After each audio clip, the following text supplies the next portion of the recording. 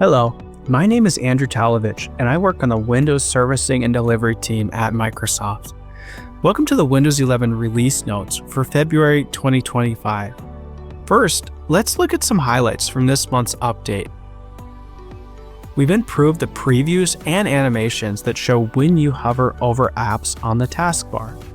If you need to change your time zone, you can now do so through the Date and Time Settings page without needing to be an admin on the device.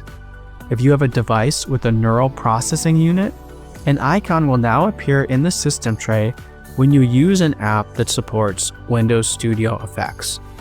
We fixed issues related to File Explorer and mouse performance, and made changes to ensure that Auto HDR, USB cameras, Wi-Fi snipping tool, and power settings work as expected.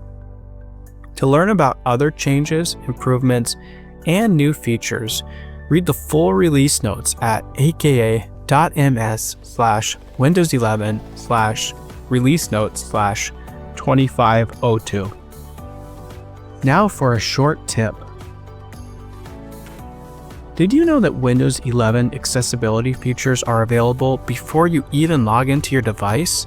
To get started, choose your user account, then locate the accessibility icon, typically located in the bottom right corner of the screen next to the power and Wi-Fi icons.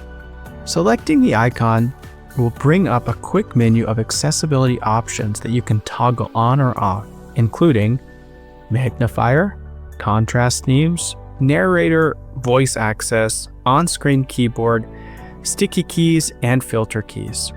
Turn on magnifier to make things on the screen easier to see, or turn on contrast themes to make the text on the screen more readable. After you've made your selection, sign into your device as usual.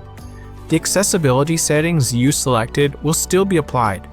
Once you sign in, you can fine-tune your experience using the accessibility settings in Windows 11. Are there Windows 11 features you'd like to know more about? Send us feedback in the section provided on our release notes page, or leave us a comment on this video on our Windows Community YouTube page. That's it for this month. Thanks for watching.